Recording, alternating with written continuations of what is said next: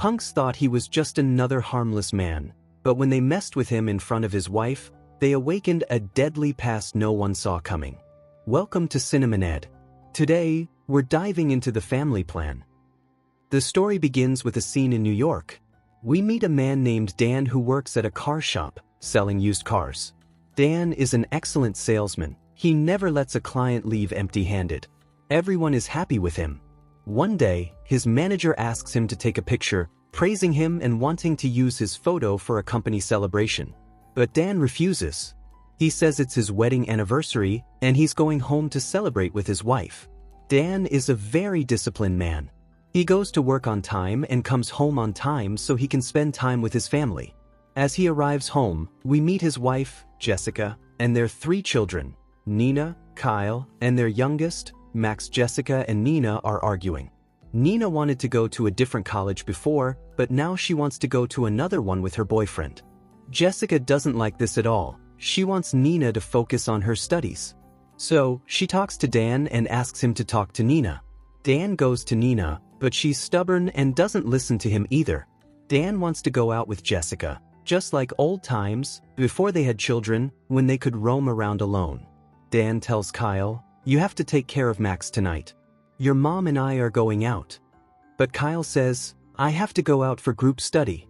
All my friends and I study together, so I can't watch Max." Dan then gives this duty to Nina, and Nina gets angry. Everyone goes out, but Nina is still very angry, wanting to go to college with her boyfriend. Then we see Kyle's friend, Samir, and we learn what they really do in the name of group study. They just play online games. Kyle is an online gamer, and everyone knows his name. They've set up a gaming station in Samir's garage. They pretend to be studying, but Kyle just plays games. All the gamers online know his name. On the other side, we see Jessica and Dan at an amusement park. Jessica says, "I don't feel good without the kids. You're always busy with your work. I've been telling you for a long time that we should go on a family vacation." Dan stays quiet. After a while, as they walk around the amusement park, Jessica says, "I actually liked your plan. I'm happy we both came out." They both start kissing. Then, some boys start recording them and make fun of Dan, threatening to post the video online. Dan tries to explain and ask them to delete it, but they refuse. Instead, one boy throws his drink on Dan's head. Jessica steps in to separate them, and Dan just goes home. He doesn't want to fight these people. Jessica goes to practice boxing, very upset by what happened. She takes out all her anger on the punching bag. She keeps practicing, then accidentally hits a girl who is also practicing there. Her name is Gwen. But Gwen isn't upset. When Jessica apologizes, Gwen says, "It's okay. It happens by mistake." Then they both sit and talk. Jessica says, "My husband always stays at home, and he wants us to stay home too. But I want our whole family to go out. I'm tired of explaining things to my husband, and my children don't listen to me. There's a lot of trouble at home, that's why I was letting out all my frustration on the punching bag, and you got hurt by mistake. I'm truly sorry." Gwen says, "It's okay. Everything will be fine." After saying this, she starts to leave. She mentions she's a travel agent and gives Jessica her card, telling her to contact her if she wants to go on a trip. Then we see Dan in a supermarket. While he's shopping, a man suddenly attacks him. Dan starts fighting, and we quickly learn that Dan is not an ordinary man. His past is very dangerous. Dan used to be a government assassin, but after a while, he retired and came here without telling anyone, starting a normal life. But Dan hasn't forgotten how to fight. He easily defeats this man and leaves the supermarket. When he gets home, he realizes his enemies have found out where he lives. He can't stay here until he fixes everything. He pulls out many weapons and a lot of money from under the stairs. He doesn't want to waste any time. He goes to Nina's college first. After arriving, he finds out that Nina left the magazine club 3 months ago and now hangs out with her friends under the bridge. Dan gets very angry. He goes straight under the bridge and asks Nina why she didn't tell him. "I'm very disappointed," he says. Nina replies, "I'm also very disappointed. When I was in the magazine club, you didn't even read my article once. You don't value me at all, that's why I left." Now, Dan takes Nina to Samir's house to pick up Kyle. Once there, he realizes that Kyle was also lying to him. Kyle had said he sometimes came for group study and sometimes for chess classes, but he's just playing games here. Dan doesn't like this. He's disappointed with Kyle too. He gathers all his children into the car and drives straight to Jessica. Jessica works in a hospital. He goes there and says, "You always complain that we never go on vacation. Well, now we're going on vacation to Las Vegas." All of them leave. But as soon as Dan drives off, he sees a black car following them. He speeds up, not understanding how these people found their location. He immediately drives his car to his shop. When he opens the car, he finds a tracking device inside. He takes it out and puts it in a customer's car, telling the customer to drive as fast as possible. "Only then will you know what's wrong," he says.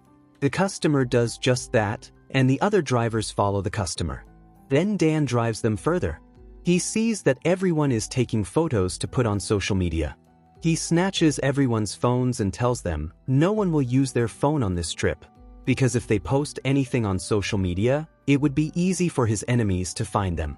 After a while, he stops his car at the next shop and asks for a map. The shopkeeper gives him the map, but when Dan pays in cash, the shopkeeper gets suspicious. He suggests Dan pay with a credit card, but Dan refuses. He gives extra money and leaves. Now everyone is sitting quietly in the car. They're not used to sitting quietly, everyone is usually on their phones. Now they don't even have phones. But as time passes, they all start talking to each other and singing songs. Then everyone enjoys this moment, realizing this is the time they always missed when they were glued to their phones. The scene shifts back to Dan's house. We see a man named McAfee and his men. They've searched the entire house but found no information about Dan. They're tracking his credit card, but there's no activity there, nor any activity on his children's social media. McAfee says, "I want Dan and his entire family as soon as possible." Then we see Dan, who has checked into a motel. As soon as Kyle comes out, he finds a fan who saw him playing live games. She takes a selfie with him and posts it online. As soon as Dan sees this, he knows the bad guys will come here. He quickly starts to leave with everyone. But after a short distance, 3 motorcyclists follow them. Dan sees that everyone has headphones on. He turns up their volume and starts killing them one by one. He first shoots one man, then pushes another man out of his car, and the third man crashes into a billboard, causing a big explosion. Jessica wakes up from the explosion, but Dan lies to her again and puts her back to sleep. He drives like this all night. But as soon as it's morning, he stops the car and goes to sleep. Then Nina wakes up. When she sees they've come to the countryside, she says she's going to the university there. Dan takes them, and they all walk inside the campus. Nina and Kyle talk. Nina tells Kyle about her boyfriend, and Kyle listens carefully, even offering a solution. Nina is very happy that her younger brother understands her love. For the first time, they've had such a deep conversation. Then we see Jessica and Dan. Jessica tells him that she used to be an athlete, but when she married Dan, she got busy with home and family and gave up her career. Dan also decides he will tell her about his past. But before he says anything, he sees a man with a briefcase. He's suspicious, so he goes to talk to the man. After a while, he realizes the man is just a businessman. He tells his whole story, that he's come here from Germany to find his daughter. Then Dan starts to get suspicious. He talks to this man in German. Seeing this, Jessica is shocked and leaves. As soon as Dan opens this man's briefcase, he finds many seeds inside. He understands that this man is not an intruder. Then a man from McAfee attacks him. Dan fights him for a long time. Finally, he kills this man and comes out. Then we see Nina. She goes to her boyfriend's room. As soon as her boyfriend opens the door, Nina sees another girl inside. They were being intimate. Nina's heart breaks. She breaks up with her boyfriend and starts crying in the car. Then Dan talks to her. Dan says, "I've taught you how to deal with people. Go back and teach her a lesson."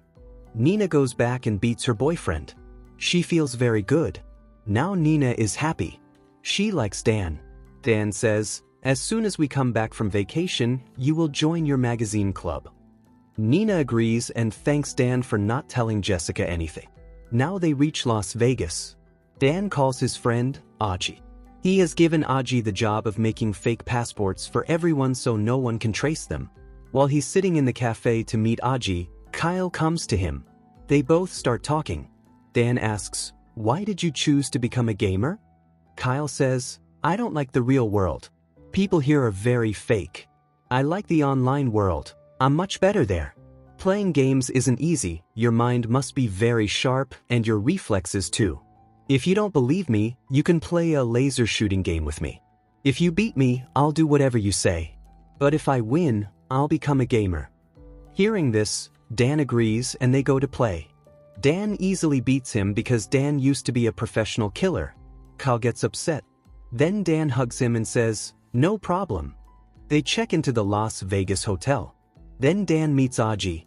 He takes the passports and some weapons and keeps the weapons with him in case there's any trouble. At night, he's going to take Jessica out for dinner. But before going out, he tells Kyle and Nina, "Whatever happens, you will stay in the room and don't open the door."